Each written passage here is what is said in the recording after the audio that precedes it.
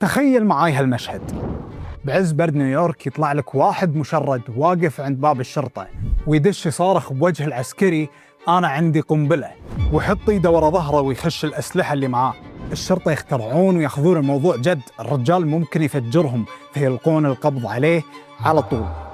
بس لما يحققون معاه يكتشفون انه ما عنده لا مسدس ولا عنده شيء، بس كان يدش السجن. لما دورنا بقصص أمريكا استوعبنا أن هذه القصة مو استثناء أبد، وأن في واجد ناس يختلقون جريمة ويسوون مخالفات بسيطة بس عشان يدشون السجن. بس ليش يسوون كذي؟ ممكن نقول أنهم مجانين شوي، بس صدقني الموضوع مو بهذه البساطة.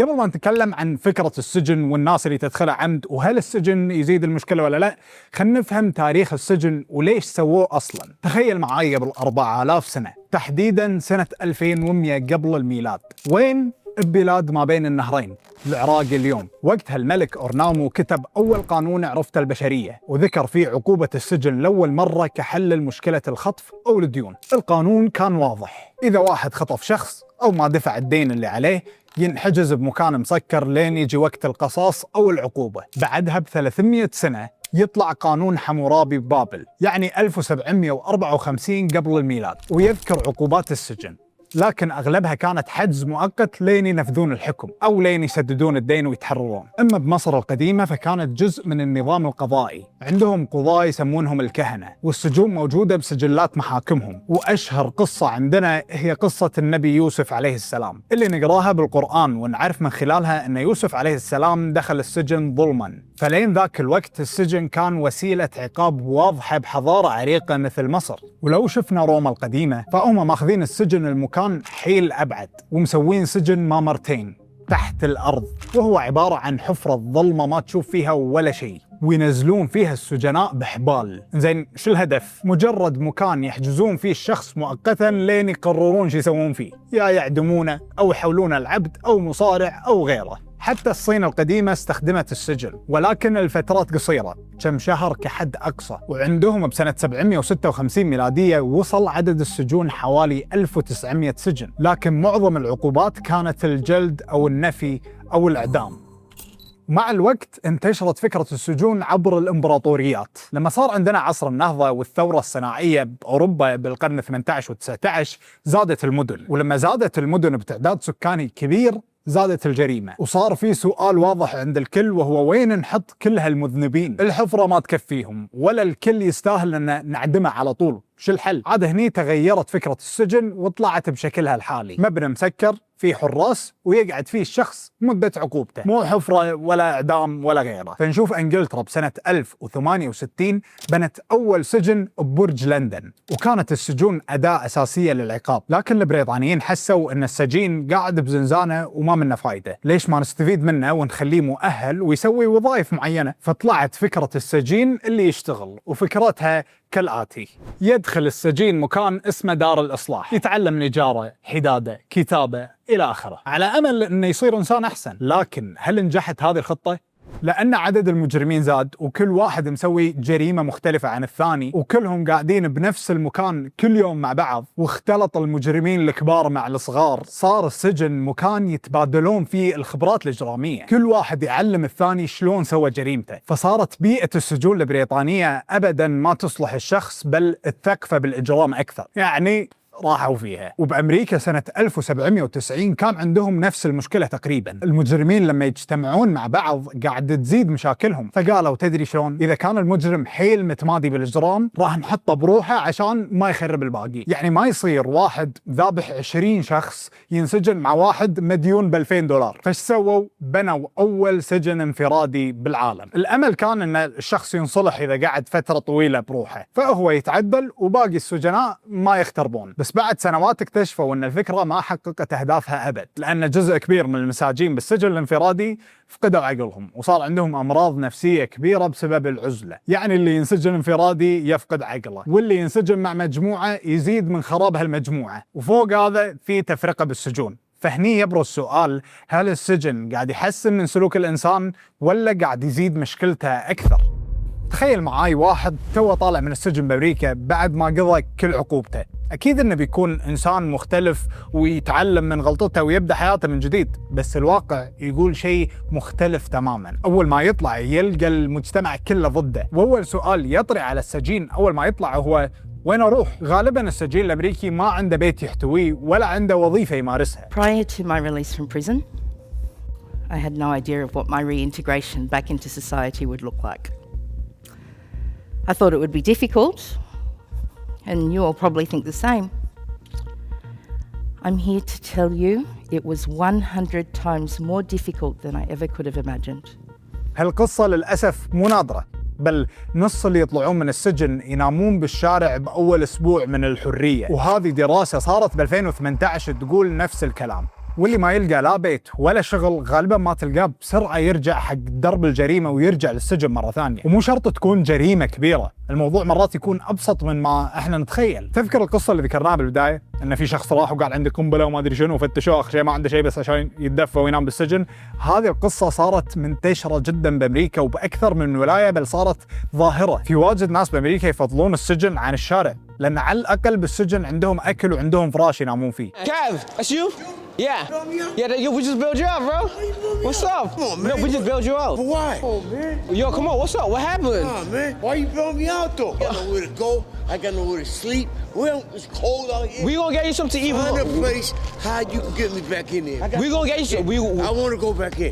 We gonna get you. I want to go back in. We gonna get you some food. We gonna get you some food. I want to go back in. I don't want to be in the streets. I want to go back in. You wanna go back to jail? Yes. والإحصائيات تثبت هالكلام. نفس الإحصائية هذه اللي صارت هالسنة، أكثر من ثلثين اللي يطلعون من سجون أمريكا يرجعون لها خلال 3 سنوات. يعني أغلبهم يدور بدوامة ما تنتهي، ينسجن يفرج عنه بعدين ينسجن وهكذا. طبعا الأسباب واجد، وأهم الأسباب هذه هو إحنا الناس، المجتمع، لأن المجتمع يعاملهم كأنهم مجرمين وشر مطلق للأبد وما راح يتحسنون. ما في شركة تثق فيهم وتوظفهم، ولا أحد يأجر لهم بيت، ومرات حتى أهلهم يخافون منهم. هذا يسمونه علماء الاجتماع نظرية الوصم، اللي تقول أن المجتمع لو حط عليك ختم مجرم فأنت خلاص مجرم، أنت خلاص تصدق هذا الختم وتعيش هذا الدور وتظل عالق فيه للأبد، لأن الكل قاعد يتعامل معاك على هذا الأساس أصلا. والموضوع يصير أصعب إذا السجين كان يعاني من مرض نفسي معين أو كان عنده إدمان وما يتعالجون صح، وأحيانا يموتون أو ينتحرون بالسجن لأن العلاج مقطوع. يعني الموضوع ما اقتصر أن السجن مو قاعد يعدلهم، بل السجن مرات قاعد يزيد وضعهم سوء. هذه المشاكل خلت مدراء السجن يقولون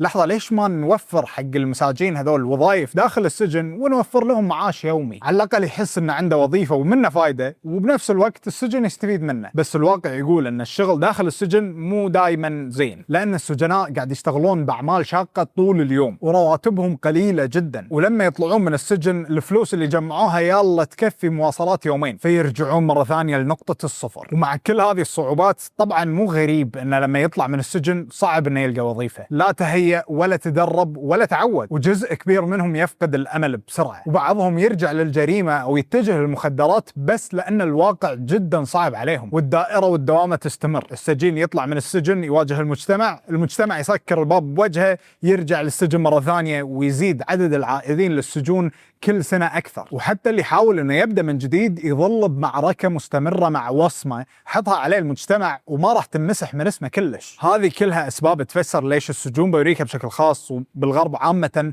صارت مصانع تدوير الجريمة مو مكان إصلاح حقيقي. واضح أن هالنموذج يحتاج تعديلات واجد، وفي دول استوعبت هالشيء وفعلا غيرت شكل السجون، وهي الدول الاسكندنافية. إذا أمريكا وغيرها من دول الغرب قاعد تدور بنفس الدوامة، هل في دول ثانية كسرت هذه القاعدة؟ الجواب إيه، وهي الدول الاسكندنافية. النرويج والدنمارك والسويد عندها مفهوم معين عن السجون مختلف تماما عن أي دول غيرهم، ولما تشوف هذا التصور عن السجون تقول هذول عايشين بكوكب مختلف تماما عنا. شوف سجن هالدن بالنرويج، هالسجن هذا مصنف من أخطر السجون بالعالم بشكل عام وهناك بشكل خاص، بس لما تشوف صورته من بعيد تقول مستحيل هذا سجن، هذا فندق 5 نجوم. في درايش كبيرة تطل على غابة، وكل سجين عنده غرفة خاصة بتلفزيون وتكييف وثلاجة ودنيا. حتى أثاث الغرفة مختار بعناية عشان السجين ما يحس نفسه رقم، لا يحس نفسه إنسان. ومو بس الشكل مختلف، لا النظام بكبره مختلف. السجين هناك يقعد طول النهار قاعد يشتغل او يتعلم مهاره جديده نفس الزراعه او الحداده والنجاره او حتى كمبيوتر، واداره السجن تدفع له راتب يومي بسيط وهو تقريبا $8 باليوم. لكن الاهم من هذا كله انهم يعاملونه كانسان ويخططون معاه للمستقبل وحياته بعد السجن. يعني يسالون كل واحد شنو خطتك بعد ما تطلع من السجن، وشلون نقدر نساعدك لما تطلع من السجن تعيش حياتك مره ثانيه بدون لا تتوهق. وفي سجن ثاني نفس نظام هالدن وهو سجن الجزيره، مسوينه بجزيره كامله فيها شاليهات خشبيه والهواء عليل والمناظر خلابه، تحس انك مسافر سياحه مو مسجون. السر بهذا النموذج ان الدول الاسكندنافيه ما تشوف اللي ارتكب جريمه ايا كانت انه شر مطلق وللابد، يشوفونه على انه انسان اخطا ويحتاج انه احد يعلمه شلون يرجع للطريق الصح. وعشان كذي تشوف ان القوانين كلها هناك قائمه على فكره رئيسيه واحده، وهي ان العقوبه الحقيقيه هي فقدان الحريه فقط، الباقي لازم انه يكون محترم وانساني. زين، هل تغيير منظومه السجن هذه كانت ناجحه ولا السجناء للحين هم قاعد يردون للسجن مره ثانيه؟ خلينا نشوف الارقام، لان على قولتهم الارقام ما تشد. تقول الارقام ان هالنموذج نجح بانه يعدل من سلوكيات الانسان بحيث تبنيه وما تخليه يرجع للسجن مره ثانيه. النرويج مثلا عندها اقل نسبه عوده للسجون بالعالم، يعني من كل 10 سجناء 8 ما يرجعون للسجن ابد وخلاص يعيشون حياتهم وينسون الماضي. الدنمارك والسويد هم قراب من هذه النسبة وهم مطبقين نفس النظام بالضبط، بعكس أمريكا وغيرها من الدول. حتى بعد ما يطلع السجين من السجن الحكومة هناك تساعده أنه يلقى وظيفة وتسكنه بمكان مؤقتا لين يضبط وضعه، والدربة إذا يحتاج أنه يتعلم مهارات جديدة. هدفهم ببساطة أن احنا نبني مجتمع آمن لما نرجع الإنسان لإنسانيته، مو نعذبه ونهينه. في إحصائية مثيرة للاهتمام تقول لك أن السجناء اللي يتعلمون حرفة جديدة أثناء وجودهم بالسجن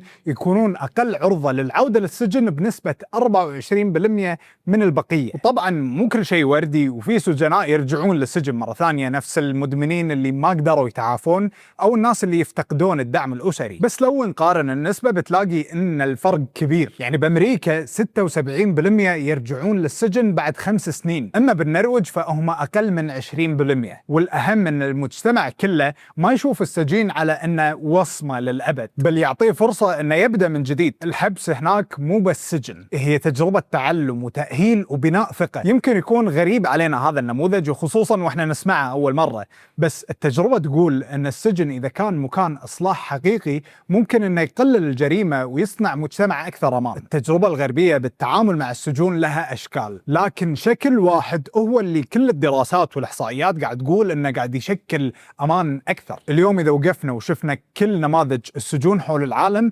بنشوف صورتين متناقضتين، صورة مساجين فقدوا الأمل وصورة ثانية المكان يحاول يرجع الإنسان لمساره ويعطيه فرصة حقيقية إنه يغير حياته بدال لا يحكم عليه إنه يكون شخص سيء للأبد. وخصوصا إن بعض المساجين قد يكونون دخلوا السجن عن طريق قتل بالخطأ أو دين مادي. الحقيقة اللي تكشفها كل الدراسات والإحصائيات إن شكل السجون اللي قاعد يصير حاليا وخصوصا بأمريكا قاعد يشكل دائرة جريمة ما تخلص. شخص يدخل السجن يطلع منه مكسور، لا بيت لا شغل لا أهل، بعدها يرجع يغلط متعمد بس عشان يلقى مكان ينام فيه، ويكتشف إن المجتمع لا يرحم ولا ينسى. ونفس ما شفنا بقصص واجد، حتى اللي يبدأ بداية جديدة يلقى العالم كله واقف ضده. بس لما نشوف تجارب ونموذج الدول الاسكندنافية بنشوف نظرة مختلفة تماما. مو لازم كل واحد يغلط ينقطع أمله بالحياة، ممكن يتحول السجن من آلة قاعدة تزيد الإجرام إلى مكان قاعد يعيد ويأهل الإنسان من جديد. السؤال اليوم، هل نكتفي إن احنا نعذب المجرم ولا نفكر جديا إن احنا نبني بيئة تساعد الإنسان إنه يرد للدرب الصح؟ أكيد الموضوع معقد وما له جواب واحد ولا في نظام مثالي يمشي مع الكل، بس الأكيد إن احنا لازم نتعلم من تجارب غيرنا ونطور نموذج خاص فينا، وهذا الشيء طبعا ينطبق على كل مجالات الحياة مو بس